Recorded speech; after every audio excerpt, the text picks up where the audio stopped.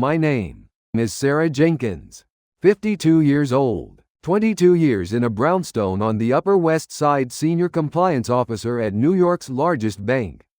One morning, a white envelope arrived, the IRS seal on the upper left corner. Mark, there's a $45,000 withdrawal penalty on our retirement fund. What did you do? His phone went face down on the counter. He picked up his coffee. He wouldn't look at me. I opened our savings account. $120,000 gone. Replaced by $4.12. 3 months. Every few days. Another withdrawal, always just small enough that the bank's automatic alert never triggered. He knew exactly where the line was. He had been stepping just under it, every single time. The next morning, an eviction notice on the back of my door. A forged power of attorney. My name. Someone else's handwriting. I sat on the pantry floor, the document in both hands, the tiles cold through my robe. I understood it then. This was not carelessness. While I went to work every morning, paid the mortgage, paid the utilities, paid Chloe's tuition, he had been selling it. Piece by piece, account by account. He drained $120,000. Took our daughter Chloe's university meal plan. Forged my name on our home. Left $4. Before we go any further, please hit subscribe, and let me know in the comments where you're watching from today. If you give this a like, good luck is coming your way. Days later, his mother Evelyn arrived with a moving van. She didn't know about the divorce. She walked through my door and announced, "I'll be taking the master suite from today." I handed her a note card with an address on it. I smiled. "That's where Mark is staying. I'll drive you." The car stopped in front of a motel in the Bronx. A flickering sign. The smell of stale cigarettes reaching us before we even opened the door. Room 204. When the door opened, "Mark, why are you in a place like this?" Evelyn's voice broke across the dark hallway. That was when she finally understood. The criminal referral was going to the district attorney's office on Monday. The morning light came in sideways through the tall windows of the brownstone, the way it always did in October, amber and unhurried. Sliding across the marble kitchen island like something that had nowhere better to be. Sarah Jenkins stood at the counter in her robe, both hands wrapped around a ceramic mug, and let herself have 30 seconds of stillness before the day began. She was 52 years old, senior compliance officer at one of the most powerful Tier 1 banks in New York City. She had built this life the way she did everything else, with precision, with patience, and with the kind of grinding discipline that most people admired from a distance and few ever practiced up close. The brownstone on the Upper West Side was hers in every sense that mattered. She had qualified for the mortgage. She had made the down payment. She had maintained the account, managed the taxes, and for the past 11 years, she had filled every room with the small, careful evidence of a life: wool-tinted heirloom silverware in the dining room cabinet, the faint smell of good coffee in the morning, Chloe's school photos climbing the stairwell wall like a timeline of everything worth protecting. The Arabica was dark roast, the way she liked it. She had started buying the expensive kind 3 years ago, a quiet indulgence she refused to apologize for. Small luxuries, she had told herself, were not extravagances. They were proof that the work was worth something. She set the mug down and moved toward the front hall, where the mail slot had dropped its daily offering onto the hardwood floor. 2 catalogs, a water bill, and a white envelope with the IRS seal printed in the upper left corner. Sarah picked it up. She stood there for a moment with the envelope in her hand, feeling the weight of it, slightly heavier than a personal letter, thinner than a tax package. She carried it back to the kitchen, set it on the island, and opened it with the small letter knife she kept in the drawer beside the refrigerator. A habit from work, she opened everything cleanly, without tearing. The document inside was formal, precisely typeset, the kind of language she spent her professional life parsing on behalf of other people. She read it once, quickly, the way she read everything. Then she read it again, slowly. 401k early withdrawal penalty notice. Amount $45,000.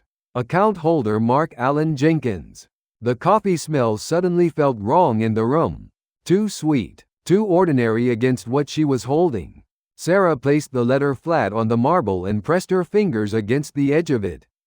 $45,000. That was their retirement fund, the account they had opened together 12 years ago after Mark's first consulting contract. The one she had seeded with her own bonus money and contributed to every quarter without fail. It was the account she never touched, never moved, never discussed unless the conversation was about the future. Their future, the one they were supposed to be building. She told herself, very deliberately, that there had been an error. Tax reporting issues were common. People's account numbers got confused with similar ones. Clerical mistakes happened at every level of every institution, including the IRS. She knew this. She dealt with compliance exceptions weekly. This was explainable. She folded the letter back into the envelope and set it on the island. She heard Mark before she saw him, the familiar sound of his unhurried footsteps on the stairs. The slight creak of the third step from the bottom that they had meant to fix for years. He came into the kitchen humming, something vaguely tuneless, wearing the gray Henley she had bought him last Christmas. He looked rested in that loose, unearned way he had been looking for the past year. Not the rest of a man who had worked hard. The rest of a man who had managed to convince himself that everything was fine. He moved toward the coffee maker, and then his eyes tracked to the counter, and he saw the white envelope with the IRS seal. Something shifted. It was barely a thing, a microsecond adjustment in the set of his shoulders. The way his hand moved to his phone in his pocket and slid it face down onto the far edge of the counter in a motion that was almost casual. Almost. Sarah watched him do it. She had spent 22 years learning the language of his body, the same way she had spent 15 years learning the language of risk indicators at the bank. She was very good at reading both. "Mark," she said. Her voice was quiet. The radiator ticked behind her. "Did you see the IRS mail?" He reached for a mug without looking at her. Poured the coffee. His hands, she noticed, had a faint tremor, a slight unsteadiness in the wrist as he set the carafe back on the warming plate. She had seen it before, in recent months, and each time she had attributed it to something: too much caffeine, not enough sleep, the stress of a slow consulting quarter. She had a talent, she was beginning to understand, for finding explanations that were more comfortable than the truth. "Just a clerical thing, honey," he said. He didn't meet her eyes. He stirred his coffee and looked past her toward the window, toward the amber morning light falling on the fire escape outside. "I'll handle it. I'll handle it." Sarah stood very still. She had heard those 3 words more times than she could count over the past 3 years, usually attached to things that were not, in fact, handled. The car registration, the contractor they had hired to fix the basement waterproofing, the follow-up call to Chloe's financial aid office. Each time, the words had the cadence of resolution and the substance of smoke. She looked at him standing there with his coffee, looking at the window, and felt something she had not allowed herself to feel in a long time: cold. Not the cold of the room. A colder thing. The kind of cold that starts in the center of your chest and moves outward slowly, like water finding its level. "Of course," she said. She picked up her own mug and turned toward the hallway, and as she moved away from the kitchen she heard him exhale a small, relieved sound, barely audible. The sound of a man who believed he had just survived something. The sound pulled at the edge of her attention like a loose thread. She climbed the stairs, went to the bedroom, closed the door with the careful, controlled click of someone who did not want to be heard doing anything at all. She sat on the edge of the bed and set her mug on the nightstand, and for a long moment she looked at the framed photograph on the dresser: Chloe at 16. Laughing at something off camera. Her eyes caught mid-squint in the way she had when something genuinely delighted her. Sarah's daughter, her whole reason for every early morning and late night and weekend hour given to the bank. Sarah breathed. $45,000, withdrawn early, before the penalty-free window. Which meant whoever had done it in full knowledge of the cost. This was not a clerical error. Clerical errors did not withdraw money. People withdrew money. People who needed it, or who wanted it, or who were running from something they had not yet seen fit to mention to the woman, whose name was on the mortgage, on the utilities, on the joint tax return filed every April without surprise. She thought about the phone that had gone face down on the counter. She thought about the tremor in his hands. She thought about the way he had not looked at her. She reached for her coffee and found it had gone cold while she sat there. The warmth leached out while she wasn't paying attention. It's probably nothing, she thought. The way she had been thinking it for months. The way it was becoming harder to think, not because the evidence was mounting, but because she was running out of comfortable explanations to put in its place. She went to the window, looked down at the street below, a dog walker with 3 leashes, a woman in a red coat, a delivery cyclist navigating the parked cars with practiced impatience. New York doing what New York always did, moving forward, indifferent to whatever was happening behind any given window. "I'll handle it," he had said. She turned back to the room. She had the feeling, quiet, unwelcome, precise, that before long, she would be handling it herself. The email arrived on a Tuesday, at 7:43 in the morning, while Sarah was still in her work clothes from the night before. She had fallen asleep at her desk, reviewing a compliance audit for a mid-size brokerage account, and woken up with the imprint of her keyboard on her left cheek, and the particular exhaustion of someone who had slept but not rested. She was making toast when her phone buzzed on the counter. A notification from NYU's student portal, forwarded to her secondary email. The one she kept linked to Chloe's academic accounts so she would never miss anything important. She had set it up 3 years ago, when Chloe was accepted, and she checked it the way she checked everything in her professional life. Promptly, completely, without the self-protective instinct to let bad news sit unopened. FOFSA determination action required. Your application has been flagged for review. Reported liquid assets do not align with current banking records.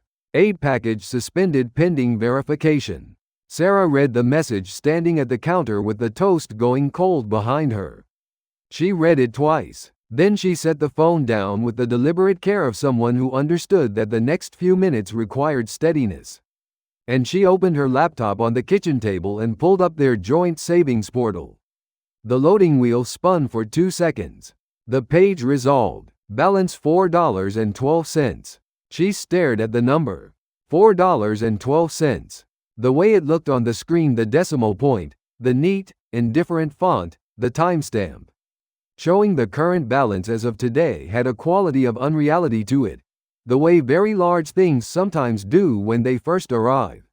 She was a woman who had spent 15 years reading financial statements. She understood what balances meant. She understood what their balance had been 3 months ago: $120,000, the emergency fund she had been building since the year Chloe started middle school. Carefully assembled against exactly the kind of crisis she had not anticipated would come from inside her own home. $120,000, reduced to $4.12. She opened the transaction history. The withdrawals were numerous: 15, 20, sometimes separated by days, sometimes by a single afternoon, each one pulling amounts that hovered just below the threshold that would have triggered an automatic alert from the bank. Whoever had made them understood the monitoring systems, understood the thresholds, had moved with the patient, incremental patience of someone who had done the math and knew exactly how much could be taken without tripping a wire. Sarah knew that patience. She had admired it once, in a different context, in a different life. She closed the laptop. She sat for a moment with her hands flat on the table. Then she took the pill organizer from the kitchen drawer, the weekly one she used for her blood pressure medication, and found the Sunday slot empty. Which meant she had missed her dose yesterday, which meant the slight pressure behind her eyes was not entirely about the screen. She pressed her palm against the Sunday compartment and held it there, feeling the hard plastic edge against her skin. "I gave him my life's work," she thought. The sentence formed itself without her permission, slow and complete, the way certain truths arrive. "And he gave me a balance of $4. She said it out loud, very quietly, to the empty hallway. She needed to hear it in the air. She needed it to be a real thing that existed outside her own head. Then she got up, put on her coat. She stood at the front door for a moment with her hand on the knob, took one breath, and walked out. Mark had an office, or rather Mark had always described himself as working from an office, a co-working space downtown that he had mentioned with enough casual frequency that Sarah had formed a picture of it: a clean desk, a shared conference room, the ambient noise of other professionals working around him. He had given her the address once, 18 months ago, in a conversation she now realized she had never followed up on. A detail she had accepted, filed away, and never verified. Because she trusted him. Because that was what trust meant: not demanding receipts for every stated fact. Not performing surveillance on the man she had been married to for 22 years. She drove downtown, found the building, walked up to the front desk and gave Mark's name. The receptionist pulled up the records without hesitation. Jenkins? Yeah, that membership was terminated. Let me see, she clicked through a screen. Looks like about 8 months ago. Non-payment. 8 months. Sarah thanked her and walked back out onto the sidewalk. She stood on the pavement while the city moved around her: taxis, pedestrians, a man arguing into a Bluetooth earpiece, and processed what the receptionist had just told her. 8 months. For 8 months, Mark had been leaving the house each morning in the direction of an office that had not existed, and coming home each evening, with no account of where he had actually been, and she had not noticed, because she had been at work. Because she was always at work. Because somebody in this family had to be. She felt nausea move through her in a slow wave. Not the sharp kind that announces itself, but the slow rolling kind that settles in and tells you it plans to stay. She drove home. In the car, in the parking spot in front of their brownstone, she sat for 10 minutes without moving. Then she remembered something small, from a week earlier, something she had pushed aside at the time. Mark had borrowed her car to run an errand, and she had found a receipt in the cup holder afterward, which she had looked at briefly before throwing away. Or thought she had thrown away. She reached under the passenger seat, where receipts and parking stubs and the paper detritus of her commute tended to accumulate. The receipt was still there, crumpled against the side of the seat. She smoothed it against the steering wheel. A coffee shop receipt that was the first one. Beneath it, a second slip of paper that had been folded once: a parking stub for a lot on West 48th Street, stamped at 11 p.m. on a Wednesday 3 weeks ago. And beneath that, tucked into the back of the card slot on the visor where she kept her parking permits, a flat black USB drive that was not hers. She held the USB drive in her palm. It was nondescript, the kind sold in bulk at office supply stores, but it was in her visor, in her car, in the place she kept things that needed to stay close. She did not put it there. She had never seen it before. She got out of the car, went inside, climbed the stairs to the bedroom and crouched beside the bed, reaching beneath the frame to the flat space between the mattress frame and the floor, where she had, as a younger woman, once kept her journal and later her passport. The instinct to hide valuable things in the architecture of domestic spaces being something she had apparently never outgrown. She placed the laptop she had found in his car, found it last week, in the back seat, beneath his gym bag, and brought it inside without saying a word alongside the USB drive, and pushed both items to the far wall, back against the dark. Then she stood up, straightened her coat, and went to the bathroom to splash cold water on her face. She looked at herself in the mirror. 52 years old, senior compliance officer, the primary breadwinner for a household she was no longer certain she understood. A woman who had spent her career detecting the exact type of financial fraud she was now beginning to believe had been committed against her, inside her own marriage, for an unknown number of years. The woman in the mirror looked tired, but her eyes, Sarah noticed, were not confused. They were beginning to focus. They arrived on a Saturday afternoon, exactly when Sarah had least wanted company. And most expected it, because Evelyn Jenkins had a talent for appearing at the precise moment when her presence would cause the most disruption. She called it dropping by. She called most things by names that softened their actual nature. Sarah heard the car first, the hired car Evelyn insisted upon because she did not take taxis. She never had. It was a matter of standards, and then the sound of heels on the front steps. Which meant Tiffany was with her, because Evelyn herself wore sensible flats these days, though she would have denied it if asked.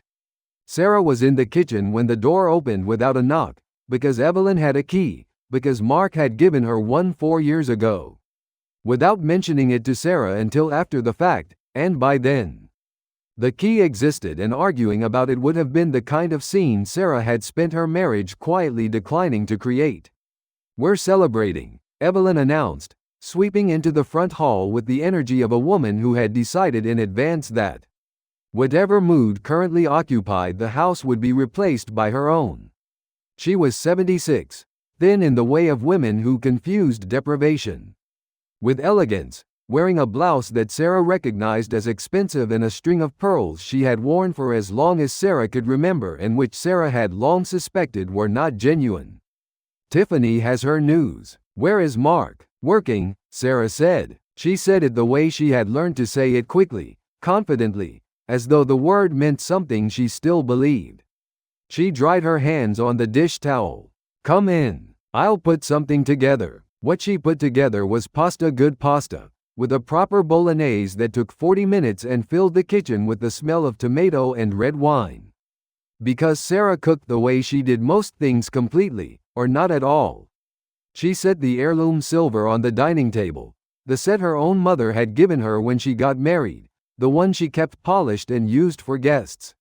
She opened a decent Chianti. Mark appeared from the study 20 minutes before dinner, changed into a clean shirt. His hair combed, wearing the careful expression he put on for his mother the way other men put on ties. He kissed Evelyn's cheek. He did not look at Sarah. They sat down. "So," Evelyn said, positioning herself at the head of the table in the way she always did, as though the arrangement were self-evidently correct. "Tiffany, tell Sarah your wonderful news." Tiffany, 28, with the particular brightness of a woman who had spent years being told she was exceptional without being asked to demonstrate it, set down her wine glass and arranged her expression into something theatrical. "I got an internship," she announced. "In Manhattan. A real one. Fashion adjacent. I'm going to need to be closer to Midtown, obviously. You know how impossible the commute is from Jersey." Sarah looked at Mark. Mark studied his pasta. "Closer to Midtown," Sarah said carefully. "The guest room would be ideal for now," Evelyn said, picking up her fork. She looked at the pasta. She set the fork back down. "Though, Sarah, pasta? On a celebratory occasion? You couldn't manage something more festive? You seem so." She paused, casting her gaze around the room with the slow, theatrical survey of a woman inventorying someone else's shortcomings. "Frazzled lately, and economizing. I've noticed." "She does look tired," Tiffany agreed, without particular malice, the way one might observe that a piece of furniture needed reupholstering. Sarah held her wine glass, looked at Evelyn's pearls, thought, not for the first time, about the pearl market. About what cultured freshwater pearls of that size actually cost versus what they used to cost. About the gap between stated value and actual value, which was a subject she understood professionally and was becoming intimate with personally. "The guest room," Sarah said, "is currently being used for storage." "Chloe's room, then," Tiffany said. "She's at school 9 months of the year. It makes much more sense. Chloe comes home for breaks," Sarah said. "She can sleep in the guest room," Tiffany said, as though this were a perfectly reasonable resolution requiring no further conversation. Mark nodded slowly, the motion of a man trying to disappear by agreeing with everything. He was sweating faintly under the chandelier light. She could see it at his temples, and he had eaten almost nothing. His phone was in his lap. She knew it was in his lap because his right hand kept dropping below the table edge at intervals, the unconscious checking motion of an addict or a man waiting for news he couldn't receive publicly. Sarah rose to clear the first course plates. She moved around the table, gathering the practiced efficiency of a woman who had hosted this family for 2 decades. As she reached across the table near Mark's setting, she saw it tucked half beneath his folded napkin. The corner of a brochure just visible against the white linen. A single visible word mortgage. And beneath it, in smaller type, equity solutions for homeowners 55. She picked up his plate. She did not move the napkin. She said nothing. She carried the plates to the kitchen, set them in the sink, and stood there with the water running over her hands for a moment, feeling the cold. A reverse mortgage brochure, hidden under a napkin at his mother's celebratory dinner. The kind of financial instrument that would allow someone to extract equity from a home. Her home without the monthly payment obligations of a traditional loan, in exchange for the lender eventually taking the property. The kind of product that compliance officers flagged constantly when it turned up in cases involving elder financial exploitation or spousal fraud. She turned the water off. From the dining room, she heard Evelyn's voice carrying in the way it always did, filling the space it occupied without regard for anything that might already be in it. "Mark, you really should take over the finances before she ruins everything. She seems so distracted. You can see it. I worry. And Tiffany, I mean, honestly, she's been off for months. Is everything okay with her job?" And Mark, the sound of nothing. Not a correction, not a defense, just the soft, accommodating silence of a man who had decided, at some point, she could not precisely identify, that his mother's opinions of his wife were not things he was required to dispute. Sarah returned to the table. She sat down. She picked up her wine glass. There was a crystal dessert glass near her setting, part of the heirloom set, the kind of glass that had survived decades of careful handling. Moved from apartment to apartment and finally to this brownstone, wrapped in dish towels and newspaper and her own deliberate care. As she set her wine glass down, her elbow caught the edge of the dessert glass in a motion that was not entirely unintentional, and it fell. It struck the edge of the table and shattered, the sound filling the room like a small, clean explosion. Everyone stopped. "Oh dear," Evelyn said into the silence, her voice warm with the pleasure of a woman who had been waiting for exactly this kind of confirmation. She tilted her head. "See, losing her touch, Mark. She's been under so much stress, I suppose. Maybe it's time to let someone else manage things." Before she gestured vaguely at the shattered glass on the floor, the gesture encompassing not just the broken crystal, but everything she believed about Sarah, everything she had always believed, distilled into a single lazy wave of her hand. "Ruins us." Sarah looked at the shattered glass on the floor. The pieces caught the chandelier light, each fragment catching and throwing a small, separate brightness. She thought about what the brochure under the napkin meant. She thought about the empty co-working space on West 48th Street. She thought about $4.12. She thought about the forged signature she did not yet know about but was, in the inexorable logic of what was unfolding, only days away from finding. She began to collect the pieces with the steady, precise movements of someone who has decided not to cut themselves. "I'll get the broom," she said. Her voice was perfectly even. "Evelyn, would you like more wine?" She did not wait for an answer.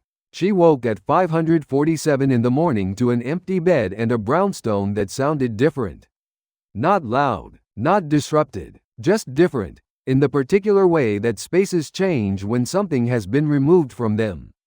Sarah lay still for a moment in the gray pre-dawn light, cataloging the sounds, the street noise below, the refrigerator's hum from the floor beneath her, the distant percussion of a garbage truck working its way up the block. The sounds of an ordinary Tuesday morning. She reached across the mattress to Mark's side out of 22 years of habit, and her hand found the sheets cold and undisturbed, already cool. Which meant he had not been there for hours. Maybe not since the night before. She got up, put on her robe, went downstairs. The kitchen was untouched. The front hall was untouched. She walked the first floor quickly, the way she moved through a building. She needed to know the status of systematically, without panic, starting from the front and working back. In the study, his laptop dock was empty. The filing cabinet in the corner had its bottom drawer slightly open, which was unusual, because Mark had a habit of closing things fully, the same way he had a habit of locking his phone, of positioning himself so his screen was not visible, of building small physical barriers around the things he did not want examined. She stood in the doorway of the study and looked at the open drawer. Then she turned and went to the back of the house, to the utility corridor off the kitchen that led to the pantry, and as she turned the corner, she saw it taped to the back of the front door at eye level, positioned where it would not be visible from the street, where only someone entering from inside would find it, which was where it had been intended to be found. A yellow notice, legal letterhead. She did not need to read past the first paragraph. Notice of eviction and loan default. Her name and marks. The address of the brownstone. A 30-day cure period. A lender's contact information she did not recognize. An account number she had never seen. She pulled the notice off the door with one careful motion and carried it to the kitchen table and sat down with it under the overhead light. He hadn't just emptied the savings account, the IRS notice, the empty savings portal, the reverse mortgage brochure at the dinner table. Those had been the visible surface of something she was now understanding was far more extensive.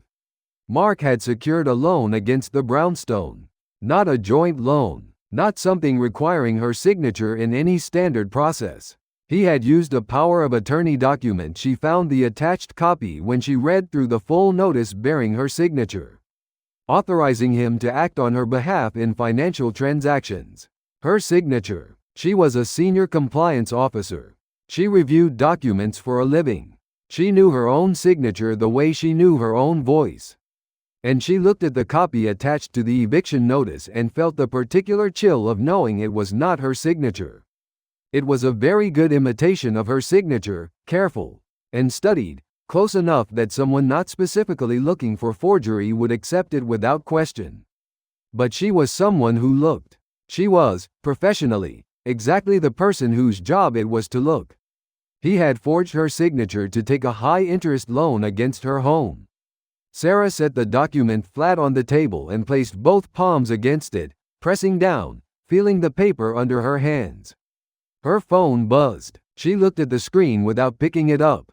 Chloe's number. A text notification. She picked it up. "Mom, they took my meal plan card away. What is going on? I called the financial aid office and they said there's a hold.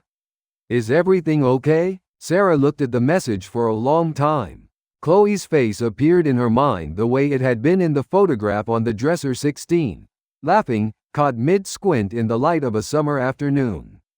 20 years old now and calling her mother from a dormitory in a city where she was suddenly unable to eat a meal, because the account behind her dining card had been frozen over a financial dispute her mother had not yet explained to her. "Mom?" Sarah set the phone face down on the table, not because she was ignoring her daughter, because she needed 30 more seconds to be the woman who had just found out her home was being foreclosed before she had to become the mother who reassured her child that things were under control. She stood up from the table and walked to the pantry. She went inside and pulled the door mostly closed behind her, because the pantry was small and dark and the air smelled like dry goods. And she needed, very badly, to be in a space with no windows and no obligations for a single minute. The cold tiles bit through her slipper socks.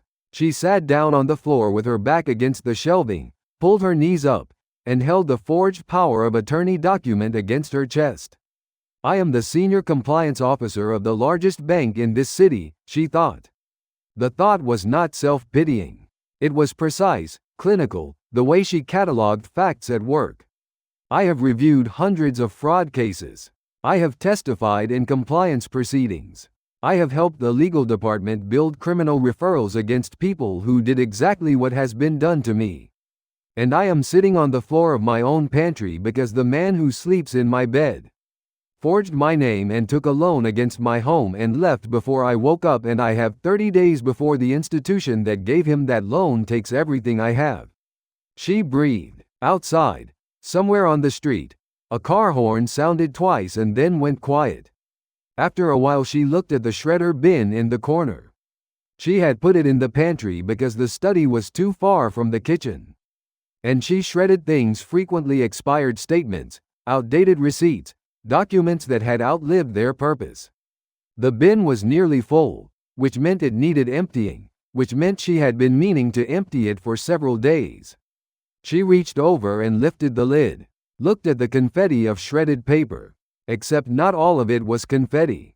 Near the top, mixed in with the fine strips, were several pieces that were larger torn. Rather than shredded, the kind of quick manual destruction that happened when someone needed to dispose of something in a hurry and didn't have time to be methodical. She pulled them out, 2 pieces of paper, torn 4 times each, and when she assembled them on her knee they formed most of a handwritten script. A series of lines, formatted like a phone call. "Grandma, it's me. I'm in trouble. I need cash, don't tell anyone." Her hands went very still. A grandparent scam script, handwritten, in Mark's handwriting, with small notes in the margins. "Pause here. Sound scared. Mention hospital." The kind of notes that meant it had been rehearsed. A script for calling his own mother, pretending to be in crisis, extracting money without her suspicion. He had been practicing. He had been going to run a grandparent scam on Evelyn. Sarah sat with the torn pieces assembled on her knee, and understood, in the complete and final way that she had been trying not to understand for months, the full architecture of what Mark was. Not a man who had made mistakes. Not a man in crisis who needed help. A man who had, methodically and with clear premeditation, harvested her finances, forged her identity, and was now preparing to exploit a delusional old woman who trusted him completely. She looked at her hands. The hands that had signed the compliance documents. The hands that had written letters of recommendation. The hands that had packed Chloe's boxes for the dormitory and handed a cashier's check to the brownstone's previous owner. And deposited every direct deposit for 15 years into the account that now stood at $4.12. Her hands were steady. "I will not be the victim of his ghost," she said. Quietly, to the bags of rice and the canned goods and the dark air of the pantry. She said it the way she said things she needed to be real. She let it land. Then she picked up her phone, texted Chloe one sentence: "Everything is fine. I'll call you tonight. I love you," and stood up off the pantry floor, and went upstairs to get dressed. She had a bank to open. Friends, thank you for staying with us this far, because Sarah's story is the kind that takes hold of you and doesn't let go easily. In 4 sequences, we've watched a woman who built everything with her own hands slowly realize that the man she trusted most had been quietly dismantling it all. The IRS notice. The savings account drained to $4.12. The forged power of attorney. The eviction notice on the back of the door. And Chloe, 20 years old and unable to swipe her meal card at a university dining hall because her father gambled away her mother's life's work. What Mark didn't count on was this: Sarah Jenkins is not just a wife or a mother. She is one of the most skilled financial forensic minds in New York City. And she just found his handwritten script for scamming his own mother. The question now isn't whether Sarah is going to fight back. She already has that look in her eyes. The question is, how far does she go? And how much has she already seen that Mark doesn't know about? Stay with us, friends. The second half of this story is where it gets extraordinary. 10 years ago, Sarah had believed in momentum. She had believed in the accumulating weight of good decisions in the way that one right choice, stacked on another right choice, eventually built something solid enough to stand on. She had believed this about her career, and it had proven true. She had believed it about her marriage, and she was sitting now in the parking lot of her bank at 7 a.m., 20 minutes before the building opened, with a forged power of attorney in her bag and a shredded scam script reassembled on the seat beside her, revising that belief entirely. She thought about the SUV. Specifically, she thought about the morning 12 years ago when she had handed Mark the keys to a new Chevy Suburban, a surprise, bought with her year-end bonus. The first genuinely large bonus she'd received after making senior officer, and the way his face had looked. Gratitude, she had called it at the time. Relief, she understood now. He had needed it. He had needed something from her, specifically and urgently, for reasons he had not disclosed. And she had provided it with the joyful, uncomplicated generosity of a woman who did not yet know to look at the timing of things. The SUV was the year of the first gap. She could see it now, looking back with the corrective lens that Betrayal provides. His consulting income had dropped precipitously around that time, and he had explained it away with market changes, client consolidations. The natural rhythm of an independent contractor's cash flow. He had a talent for explanations that were technically adjacent to reality without being truthful. The SUV had papered over the gap. Her bonus had filled the hole she hadn't known existed. Then there was the laptop. The post-it note habit. She had teased him about it once, laughingly, calling him paranoid. And he had smiled and said something about proprietary client data, and she had accepted it because the alternative that the post-it notes were concealment. Not caution would have required her to be the kind of woman who suspected her husband of things, and she had not wanted to be that woman. The friend, Benny from tech. She had heard the name at least a dozen times over the years. Always in contexts that were casual and slightly vague. Benny thinks the market's going to shift. Benny's got a line on a contract. Benny says crypto's the play right now. She had pictured a former colleague, someone from Mark's years in IT consulting, a friend group she had simply never been integrated into. She had never pushed for an introduction. She had never asked for a last name. Benny from tech was a bookie. She knew it now with the same cold certainty she knew everything else this morning.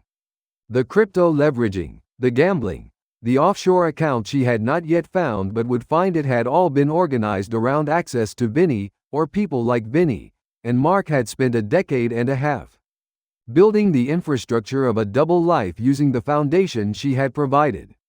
She grieved for a moment, sitting in the parking lot. Not for Mark, she was past that already, the love having curdled sometime between the IRS notice and the pantry floor. She grieved for the woman she had been at 40, handing over the car keys with her whole face open, proud and delighted and oblivious, not knowing that what she was actually doing was funding the next round of losses. She grieved for the uncomplicated certainty of that morning, the last morning she could identify when she had not needed to verify anything. Then she put the grief in its place. It had a place. She was clear-eyed enough to know that she would need to come back to it, at a proper time, in a proper space, and feel all of it. But that time was not now. She picked up her phone, looked at the number she had saved the night before. R. Castillo, attorney, referral from a colleague, known in certain professional circles as the person you called when the fraud was intimate. And the damages were extensive and you needed someone who did not flinch. She dialed. It rang twice. Castillo, said a woman's voice. Clear, direct, the voice of someone who had been awake for a while. My name is Sarah Jenkins, Sarah said. I'm a senior compliance officer at First National. I have a forged power of attorney, a depleted joint account, a fraudulent mortgage loan, an offshore account I believe is frozen in my husband's name, and an eviction notice with 30 days on the clock. I need to move quickly. A brief pause. Then, how soon can you be in my office? Sarah looked at the bank building. The lights were beginning to come on behind the glass. An hour, she said. I have something to do first.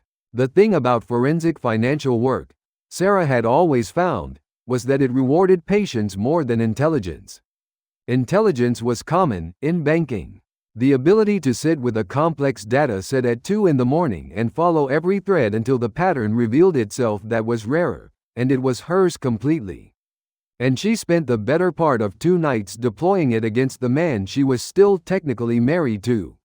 She worked from her office at the bank. She had a dedicated terminal, elevated access credentials, and a compliance investigator's legal authority to pull records linked to accounts that flagged suspicious activity. Mark's accounts had flagged. They had flagged months ago. In fact, the automatic monitoring systems had generated a low priority review notice that had been sitting in a queue, because low priority notices sat in queues. That was what queues were for, and no one had escalated it, because no one had reason to. Until now. She opened the file. She pulled every account linked to Mark's social security number, joint accounts, individual accounts, accounts opened under business entities she had not known existed, 3 of them, LLCs with names that meant nothing, registered in Delaware. Which was where people registered things when they wanted the registration to mean as little as possible. She pulled the transaction histories. She pulled the cross-references.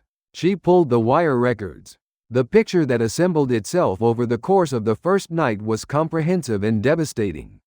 Mark had been running a parallel financial life for at least 8 years that was the earliest transaction she could trace to a pattern of active concealment.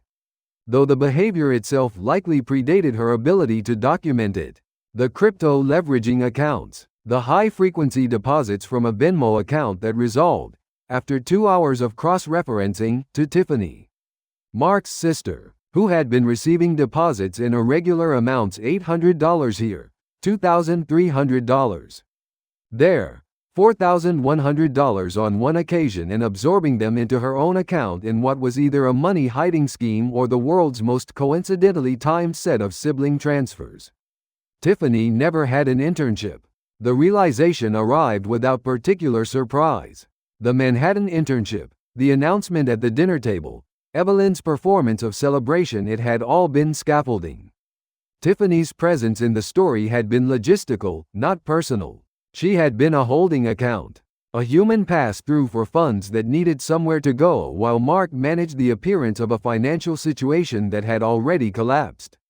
In the second night, a Thursday, the office mostly empty, the cleaning crew coming through around midnight and leaving Sarah at her desk without comment, because they had seen her here at midnight before she found the Cayman account. It was small by the standards of offshore accounts, $50,000 even, deposited in a single transfer 8 months ago. The timestamp matched, almost exactly, the period when the co-working space membership had lapsed. The timing of a man who had begun to prepare for departure. The account was in Mark's name only, held through a shell entity. And it had not been touched since the original deposit, either because Mark was waiting for the right moment, or because the account required in-person authorization to access. Which meant it was sitting there, intact, undisturbed, like a rabbit that had run into a hole and hadn't realized the hole had no back exit. Sarah looked at the account number for a long time. Then she pulled up the power of attorney documentation, her actual power of attorney. The one she had signed at their estate lawyer's office 6 years ago for standard spousal authorization. The one that was legitimate and current and had been sitting in her files the entire time while Mark had been fabricating a fraudulent version of it. Her POA authorized her to act on his behalf in financial matters in circumstances where he was unavailable. He was, at this particular moment, certainly unavailable. She called the Cayman institution. She had the account number, the entity name, and documentation. She had the kind of speaking voice measured, specific, institutional that financial institutions respond to with the procedural deference they extend to people who clearly know what they are talking about. The account was frozen within 40 minutes of the call. Sarah sat back in her chair and looked at the ceiling. Around her, the bank hummed its nighttime hum, the servers, the HVAC, the quiet electronics of a building that never fully slept. Blue light from the monitors caught her face. She thought about what she had assembled over 48 hours, the criminal file on the forgery, the Tiffany Venmo cross-reference, the LLC registrations, the frozen Cayman account, the divorce filing that R. Castillo had submitted that morning, with an emergency separation of debts motion that had already been granted by a judge who had looked at the forged POA documentation and scheduled a hearing without being asked twice. The hunter, someone might have said, had become the auditor. Sarah had never thought of herself as a hunter. She thought of herself as a woman who understood what the numbers meant and followed them where they led. They had led here. She saved the file, encrypted it, sent it to Castillo's secure server and to the bank's legal department, where it would begin its journey through the formal channels of an institution that did not move quickly but moved, when it moved, with the weight of everything behind it. Then she made a cup of coffee from the break room, the office stuff. Not the good Arabica, just the machine on the counter, and stood at the window and watched the city below. Still moving. still indifferent to individual windows. She thought about Chloe, about the tuition hold, about the Cayman $50,000, which was more than enough with interest to clear Chloe's outstanding balance, pay the remaining semester, and leave something for the next one. She thought about the brownstone, about the 30-day clock, about the mortgage lender who had accepted a forged signature and would soon be receiving a very detailed communication from R. Castillo about the circumstances under which that loan had been originated. She finished her coffee. She had one more thing to do. They came on a Saturday morning, which was either a coincidence or a strategic choice, the weekend, when courts were closed. And Sarah would be harder to reach through official channels and the movers would already be paid. Evelyn's hired car pulled up to the brownstone at 9:15, followed by a white panel van with 2 men in it, who sat inside without getting out until Evelyn knocked on the window and said something that motivated them to action. Sarah watched from the upstairs window. She had been watching for 20 minutes, having received a call from her next-door neighbor at 8:50. Sarah, there's a car parking in front of your place and a moving van. I just thought you'd want to know. She had thanked him, made 2 phone calls, and come downstairs to wait. She opened the door before Evelyn reached the top step. Evelyn's expression went through several adjustments in rapid succession: surprise, recovery, and then the smooth, practiced authority of a woman who had decided in advance how this morning was going to go. She was dressed for the occasion, a structured blazer, the pearls, sensible flats, and Tiffany was behind her in moving clothes, practical for once. A ponytail and sneakers, looking at the brownstone with the proprietary assessment of someone calculating square footage. Sarah, Evelyn's voice was warm in the specific way of a blade. We thought we'd get an early start. Given the circumstances. Given the circumstances, Sarah said. She stepped aside, not to let them in, to let them see who was in the entryway behind her.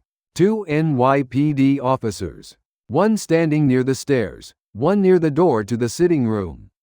Both in uniform, both with the calm, practiced expression of professionals who had seen many versions of this particular morning and were not impressed by any of them. Evelyn stopped at the top of the steps. Tiffany's hand went to her phone. Sarah reached into the folder she was holding, a manila folder she had carried down from the study, thick with documents, and withdrew 2 stapled packets. She held one out to Evelyn and one to Tiffany. Emergency divorce filing, granted Thursday morning, Sarah said. Order of separation of debts, also Thursday. The loan your son took out against this property is now formally listed as a fraudulent instrument pending criminal review. The forgery documentation has been submitted to the bank's legal team and to the district attorney's office. She paused. You don't live here, Evelyn. And neither does your son. Evelyn's mouth opened. Nothing immediately came out. Her hand took the document and held it without looking at it. The way people hold things they don't yet want to acknowledge the reality of. Where is Mark? Tiffany said. Her voice was tight. Sarah reached into the folder a second time. She withdrew a note card with an address written on it, the address she had found through a skip trace her attorney had run on Thursday afternoon.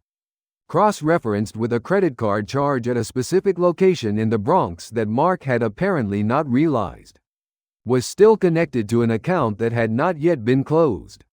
Room 204, Sarah said. She held out the card. West Tremont Avenue. It's about a 40-minute drive, depending on traffic. She drove them herself. She had not intended to, but Evelyn had stood at the top of the steps with the document in her hand and something in her face beneath the performance, beneath the long-practiced armor of superiority and denial had cracked slightly. And Sarah had looked at it and made a decision she did not entirely understand in the moment but did not regret. She drove. Evelyn sat in the passenger seat. Tiffany sat in the back. Nobody spoke for the first 15 minutes. The address was in the South Bronx. The motel was the kind of place that had a website that did not adequately represent the physical reality, a 2-story structure off the main road. A parking lot with broken asphalt and a light fixture hanging loose above the office entrance. The kind of sign that had letters missing and had stopped bothering to replace them. The smell reached them when Sarah opened her car door. cigarette smoke and the particular staleness of rooms that had been occupied by too many people in too many transient circumstances. Evelyn looked at the building from the passenger seat. She was very still. Room 204, Sarah said again. She walked them up the exterior staircase. The metal handrail was cold. On the second-floor walkway, someone had left a pair of shoes outside their door. And a plastic cup from a fast food place had blown against the railing and stayed there. Sarah stopped in front of room 204. Looked at the door. She did not knock. She tried the handle, which gave the lock was either broken or unlatched from the inside, and pushed the door open. The room was dim. The curtains pulled against the morning light. It smelled of beer and the warm electronic smell of a laptop left running. Mark was sitting on the edge of the bed in his undershirt, a collection of empty cans on the floor beside him, his laptop open on the mattress. He looked up when the door opened. He looked at Sarah. He looked at his mother. He looked at Tiffany. He looked back at Sarah. Whatever he had prepared to say, whatever version of this he had been running in his head, whatever managed conversation he had imagined when the moment of confrontation finally arrived did not come. He sat in his undershirt in the dim room, and he said nothing, and the silence was more complete than any statement he could have made. Evelyn made a sound. It was not a word. It was the sound of a woman whose scaffolding had been removed from beneath her without warning, the sound of a very long illusion meeting the air at last. She looked at the empty cans. She looked at the curtains. She looked at her son, and her son looked at the floor. The criminal referral for the forgery goes to the DA on Monday, Sarah said. She was not looking at Mark. She was looking at Evelyn, because that felt, somehow, like the right place to direct her final statement. Not cruelty, accuracy. If Mark chooses to cooperate with the financial disclosure process, his attorney can discuss the timeline with R. Castillo's office. Her number is in the folder. She held the folder out. Mark took it. His hand was not trembling. It had gone, somehow, very still. Today, Sarah said, the law finally recognized that my signature is the only one that matters in this family. She turned, walked back down the metal staircase, got in her car, sat for a moment with her hands on the steering wheel, the engine off, the Bronx morning coming through the windshield, someone walking a dog across the parking lot, a delivery truck navigating the side street, a child on a bicycle making slow circles near the entrance. She started the car. She drove home. The apartment in Brooklyn was smaller than the brownstone by a significant margin, and this pleased her. Not the way loss pleases not the resigned, make the best of it pleasure of someone settling for less than they had. It pleased her the way precision pleased her, the right tool for the actual job, not the oversized one maintained for appearances. The rooms were clean and bright and adequately proportioned for a woman living alone. With a second bedroom that Chloe could use on breaks and a kitchen that had south-facing windows and a small table where two people could eat comfortably or one person could spread out a Sunday newspaper. The radiators worked. The building had good locks. The nearest subway stop was a 4-minute walk. She had signed the lease in late November, on a cold afternoon, with the lease documents spread across a table at R. Castillo's office, and when the manager handed her the key she had held it for a moment, the key's weight and coldness. Familiar. Keys always feeling the same in the first moment. Before they became ordinary, and had gone directly to the apartment and walked through every room in silence before she allowed herself to feel anything. This was hers, only hers, her name and no one else's. The Cayman account funds, released through the legal proceedings, had gone 3 places. The first, Chloe's outstanding tuition balance, paid in full, the hold lifted before Thanksgiving. Which meant Chloe had come home for the holiday to a new address and a mother who looked different, quieter, somehow, and more settled.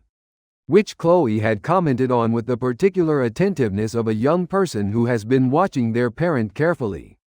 The second, legal fees, to R. Castillo's firm, for services that had been extraordinary in every sense, and had moved with a speed that Sarah suspected reflected the attorney's personal investment in the case beyond its billing rate. The third, Sarah's new savings account. The beginning of what came next. The divorce proceedings had moved more quickly than she expected, aided in no small part by Mark's cooperation with the financial disclosure process, which he had chosen when his attorney explained the differential between cooperative disclosure and criminal prosecution. He had signed everything Castillo put in front of him. The brownstone had gone to the lender's remediation process. The mortgage fraud case was ongoing, but the immediate eviction threat had been resolved through the court's recognition of the forged instrument, buying time for an orderly transfer rather than a forced one. Sarah had packed what was hers. She had taken the heirloom silver. She had taken Chloe's photographs from the stairwell wall. She had left the expensive Arabica coffee, which she had simply stopped buying. There were good local roasters near the Brooklyn apartment. She was trying new things. 3 months after the morning she had stood in the pantry with a forged document pressed against her chest, Sarah was sitting at the small table in her south-facing kitchen on a Sunday, her coffee growing warm beside her, reading a printout from a community center 2 blocks south. A financial literacy workshop. The flyer had been slipped under her door by a neighbor who ran the programs. A retired teacher named Constance who had learned, through the organic information sharing of apartment building life, that Sarah worked in banking. "We have women who need to understand this stuff," Constance had told her in the lobby. "Real basics, joint accounts, debt, how to read a credit report. Would you consider?" Sarah had told her she would think about it. She had thought about it for approximately 1 day. She had been running the workshops for 6 weeks. Sunday mornings, 8 to 10 women, sometimes more, ranging in age from their 30s to their 70s. Some of them were where Sarah had been 3 years ago, trusting, and not yet questioning what they were trusting. Some of them were where she had been 6 months ago, already knowing something was wrong, and not yet ready to name it. A few had already gone through what she had gone through, and they sat in the chairs with a particular quality of attention, alert, precise. Not taking notes on the surface material but listening for the language that would help them understand what had happened to them. Sarah taught them how to read a bank statement, how to set up separate monitoring alerts, how to understand a power of attorney and why it mattered, how to know their own credit score and what changed it and when. She taught them these things in plain language, because the financial industry had an interest in complexity and she had an interest in the opposite. She did not teach them to distrust their partners. She taught them to understand their own financial picture, independently, with or without anyone's help. There was a difference. The afternoon after the first graduation ceremony Chloe's university had in the spring, not Chloe's graduation, she had another year, but a departmental ceremony Sarah had attended at her daughter's invitation. Sarah sat in her car in the parking structure and held her key ring in her lap. The brownstone key was gone. She had turned it in months ago. The ring held the Brooklyn apartment key, her bank office key, her car key, the small key to the filing cabinet where she kept Castillo's correspondence, and a new key she had just had made a copy of Chloe's dorm room, given to her at the ceremony. "In case I lose mine," Chloe had said, pressing it into her hand, which was not entirely the reason, and they both knew it. She opened a new bank account that week. The clerk behind the counter, young, efficient, the practiced friendliness of someone who had opened many accounts and intended to open many more, slid the signature card across the counter. Sarah picked up the pen. She wrote Sarah Miller in the signature block, the first time she had signed that name in 22 years. Her maiden name, the name on her first savings account, the one she had opened at 17 with $140 from a part-time job at a pharmacy on the east side of Cincinnati. The earliest version of a habit that had never broken, putting money away, keeping it safe, knowing exactly where it was. The clerk took the card back, processed it, didn't look at the name. Sarah looked at it for another moment. Then she put the pen down. Sunday mornings now did not belong to anyone but her. She did not go to a country club, because she had never particularly wanted to. She went to the community center, 2 blocks south, where the coffee was bad, and the folding chairs were uncomfortable, and the women who came in and sat down were paying attention in the way that people pay attention when the subject is not abstract but is, in fact, their lives. The brownstone was gone. The marriage was gone. A version of herself, the version that had stood at a marble counter and told herself that an IRS notice was probably a clerical error, was gone. The weight on her chest was gone too. She had not fully registered how long she had been carrying it until the morning it was no longer there. At 52 years old, Sarah Miller understood something she had needed more than 20 years. And one catastrophic education to learn: starting over was not the punishment. It was the whole point. The other life, the one that had looked right from the outside, solid and ordered and well-furnished, had been eroding for years beneath a surface she had been too trusting, or too busy, or too unwilling to examine. This life, the smaller one, with the south-facing windows and the bad community center coffee, and the key she had signed for under her own name, this one was actually hers. She had built it from the evidence up, the only way she had ever known how. Friends, how did you find Sarah's story today? I've been sitting with this one, and I want to tell you what I think it's really about, because on the surface, it's a story about financial fraud and forgery, and a marriage that turned out to be something different than it appeared. All of that is true, but underneath it, Sarah's story is about something that a lot of us don't talk about enough: the cost of not looking. Not because Sarah was naive. She wasn't. She was one of the most financially sophisticated people in the room, in any room. But she had built a wall between her professional judgment and her personal life. And she had told herself, unconsciously, that trust meant not applying her skills at home the way she applied them at work. That love meant extending the benefit of the doubt, indefinitely, past the point where the doubt had become very hard to ignore. A lot of us have done that. Maybe with a spouse, maybe with a family member, maybe with a business partner or an old friend. We see the IRS envelope and we tell ourselves it's a clerical error. We see the savings balance and we tell ourselves there's an explanation. We sit in a pantry on a cold floor and we hear ourselves saying out loud what we haven't yet allowed ourselves to think. And we feel for one terrible moment like that is the end of the story. It isn't. What Sarah discovered, and what I hope you take from this, is that the skills you have are the skills you have, wherever you are. They don't stop working at the front door. Knowledge is not a weapon against the people you love. It is a protection for yourself, and for your children, and for the life you built with your own hands. She started over, at 52, in a smaller apartment with south-facing windows and bad coffee and a room full of women who needed to understand their own bank statements. And she called it freedom, because that is exactly what it was. If Sarah's story touched you today, if it reminded you of someone you know, or something you've been through, or something you've been quietly not looking at, I hope you'll share it with a friend, with a sister, with anyone who might need to hear that the floor of the pantry is not where the story ends. It's where the real one begins. Thank you for spending this time with us. These stories only reach the people who need them because of you, because you listen, because you share, and because you show up every week and remind us why we do this. I hope this story brought you something meaningful today. And before you go, please subscribe and hit that like button. It takes 2 seconds and it means the world to this channel. We have more stories coming, and every one of them is for you. Until next time, friends, take care of yourselves and your finances.